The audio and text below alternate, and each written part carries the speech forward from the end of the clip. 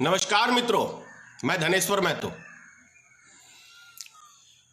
अभी कल देखने को मिला गुजरात के अंदर 4 आदमियों को जेल हो गई है। वजह क्या है? तो उन्होंने सोशल मीडिया के ऊपर अमित शाह जी के विषय में कुछ टिप्पणी कर दिया कि वो बीमार है, सिर्फ बीमार है।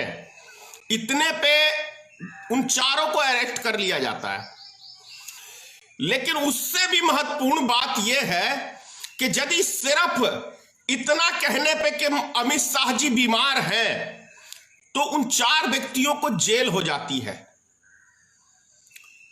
तो सोचिए कि मोदी और अमित शाह ने तो 135 करोड़ जनता के साथ झूठ बोलने का काम किया है, तो क्या उनको जेल नहीं होनी चाहिए? अब झूठ की मैं गिनती आपको करवा देता हूं। मोदी जी ने 100 दिन में काला धन विदेश से लाने की बात कही थी कि नहीं कही थी? नंबर 1 झूठ। 15 से 20 लाख रुपया हर व्यक्ति के खाते में देने की बात कही थी, मोदी ने कही थी कि नहीं कही थी? नंबर 2 झूठ। और उससे भी बड़ा झूठ, जो देश की पॉपुलेशन 60% युवा की है आज के टाइम में, उनको प्रत्येक साल 2 करोड़ नौजवानों को रोजगार देने की बात कही थी कि नहीं कही थी? तो ये 3 सबसे बड़े झूठ जो 135 करोड़ जनता के साथ मोदी और अमित शाह ने बोला, और उसके बाद एक टीवी चैनल के ऊपर अमित शाह ने आके कहा, नेशनल न्यूज के ऊपर, कि अरे भाई वो तो चुनावी जुमला है।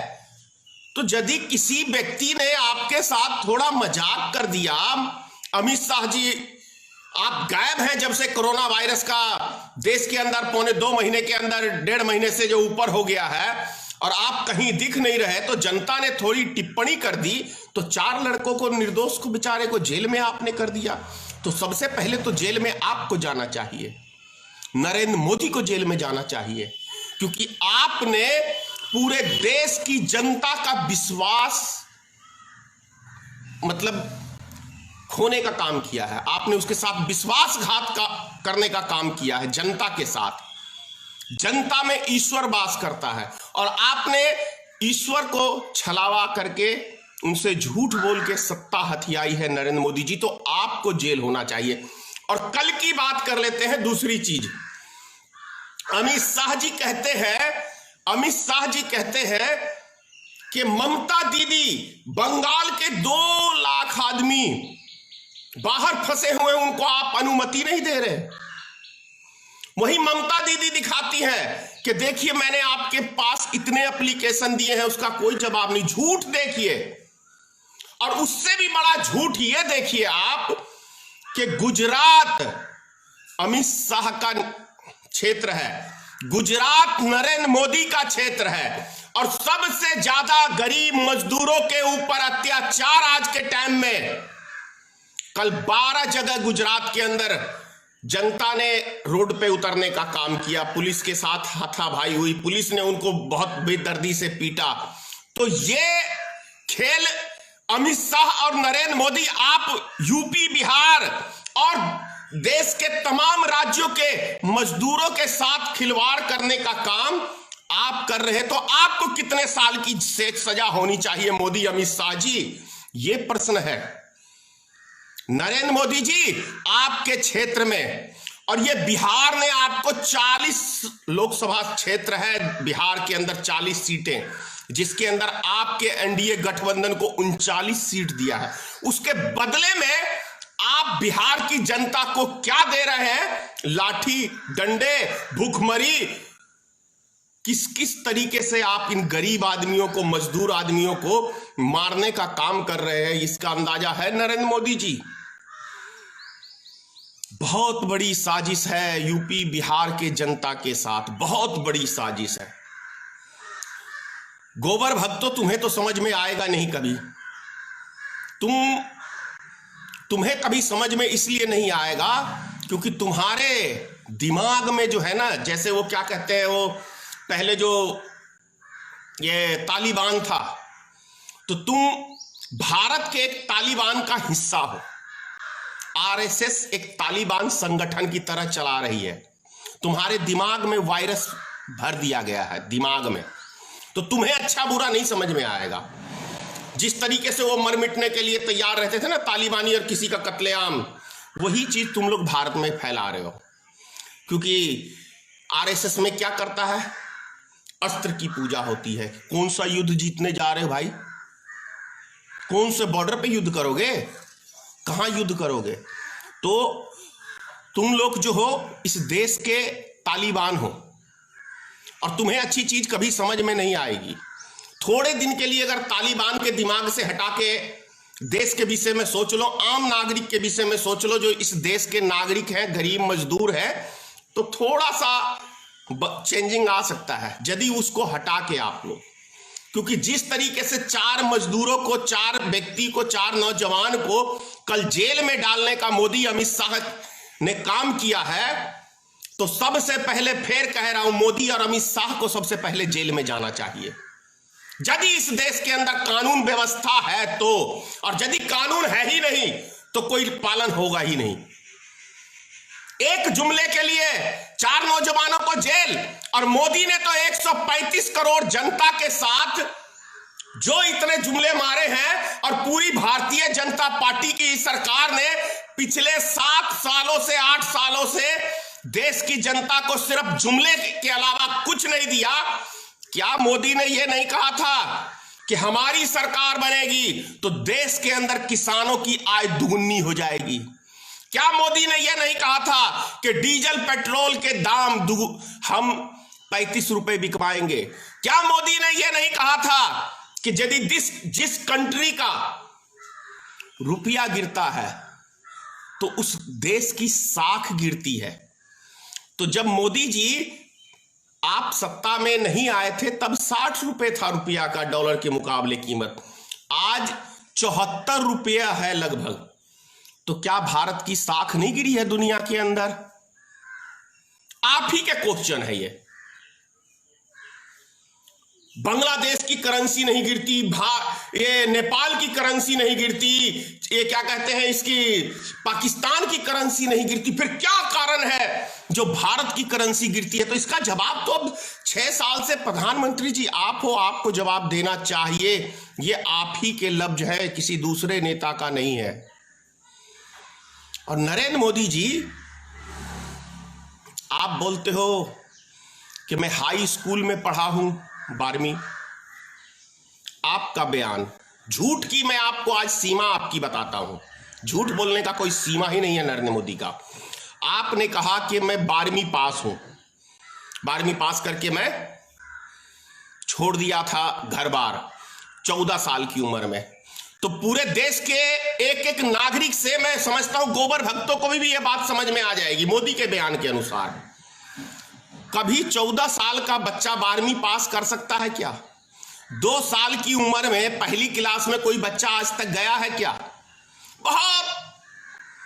बहुत ही मतलब एक, मैं समझता हूं इस दुनिया का जो सबसे बड़ा मूर्ख होगा उसको भी यह बात समझ में आ जाएगी।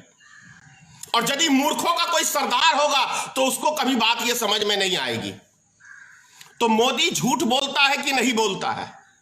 और यदि 14 साल की उम्र में वो 12वीं पास कर लिया, 2 साल की आयु से, मतलब 2 साल के बच्चे का तो जुबान भी ठीक से नहीं खुलता है, तो वो सोच लो वो पहली क्लास में चला गया था नरेंद्र मोदी, 12वीं पास कर लिया 14 साल की उम्र में।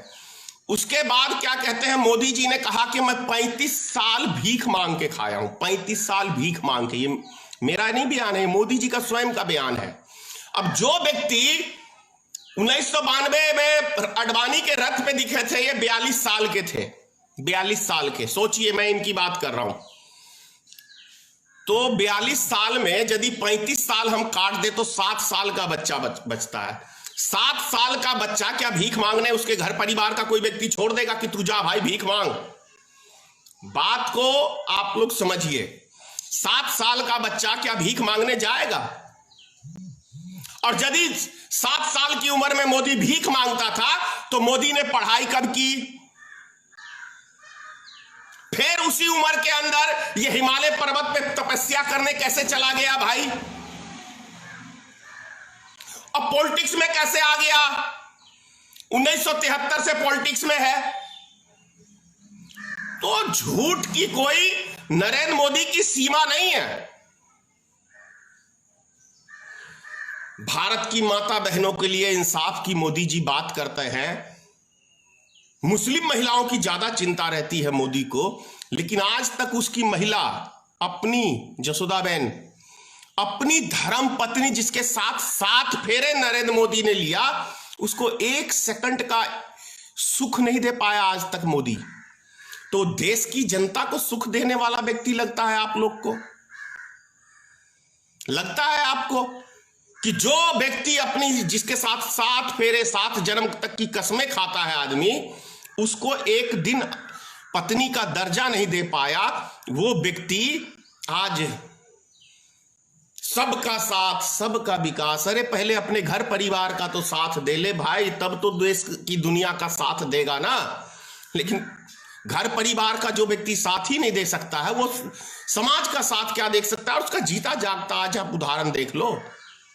आ गए प्रधानमंत्री जी रात्रि 8 बजे, आज रात्रि 8 बजे 12 बजे से लॉकडाउन, मरो जो जहां हो, कोई मतलब नहीं है हमें। तो फिर ये 60,000 से ज्यादा कोरोना वायरस के मरीज कैसे भाई भारत में फैल गए यदि आपने लॉकडाउन कर दिया? तो विषय है। और कल रात में ही मैंने समाचार में ही सुना है, आप ही की एजेंसी, सरकारी एजेंसी का बयान है कि अब हम कोरोना वायरस की ज्यादा टेस्टिंग नहीं करेंगे। तो इसका मतलब क्या? यह अफवाह था। देश की सभी चीज चौपट करने का एक अफवाह आपने उड़ाया था। आपके बयान के अनुसार यदि कोरोना वायरस का हम टेस्टिंग नहीं करेंगे, जो ज्यादा सीरियस है उसको भी हम एक बारी टेस्टिंग करके छोड़ देंगे और बाकियों की हम टेस्टिंग ही नहीं करेंगे, जिसको हल्का फुल्का बुखार है, तो इसका मतलब देश में अफवाह उड़ाई गई है वो प्रोटेस्ट को खत्म करने के लिए। इसका मतलब तो ये है। अब कौन सी नरेंद्र मोदी की बात पे जनता विश्वास करे, तो ये सबसे बड़ा प्रश्न है। मोदी जी झूठ आपने मेरे ख्याल से अपनी लाइफ में, और अमित शाह ने इतना बोला है कि कोई जनता आपकी बात पे, वैसे मूर्खों की कमी नहीं है। मिर्जा खालिद साहब का एक शेर था, हिंदुस्तान में गधों की कमी नहीं है, एक ढूंढो तो मिलेंगे 1000। ये मेरा नहीं है जवाब। मोदी के गोबर भक्तों को बहुत बुरी लगेगी ये बात, वो गधे ही हैं, क्योंकि अच्छे बुरे की उनकी परख नहीं है, समझ नहीं है। इसीलिए किसी उस शायर ने कहा था ये कि हिंदुस्तान में गधों की कमी नहीं है। अरे थाली लोटा घंटा घंटी बजाने से क्या कोरोना वायरस भाग गया? और सारा देश लग गया उसके अंदर, पढ़े लिखे आदमी तक लग गए। तो सोच लो कि देश में क्या है। मोदी ने जो कह दिया बस वो, लेकिन मोदी ने तो झूठ के अलावा इस देश को आज तक कुछ दिया नहीं। कैसे आप लोग यकीन कर लेते हो? बड़ी बात है। मैं गुजरात सरकार से कहना चाह रहा हूं कि गुजरात में यदि आप चाहते हैं कि आपके उद्योगपति का घर फलता फूलता रहे, तो इस मजदूरों के साथ कोऑपरेट करने की भावना रखिए नरेंद्र मोदी जी और गुजरात सरकार से। कहीं ऐसा ना हो कि अभी नहीं 2 महीने बाद लॉकडाउन टूटेगा और एक भी मजदूर गुजरात में नजर नहीं आएंगे, सबके इंडस्ट्री में ताला लगा हुआ नजर आएगा। यदि इन मजदूरों को आज खाने पीने की व्यवस्था सरकार ने की रहती, तो कल जो 12 जगह में गुजरात में प्रोटेस्ट किया जनता रोड पे उतर के, वो शायद नहीं करती। जनता कुछ नहीं मांग रही है।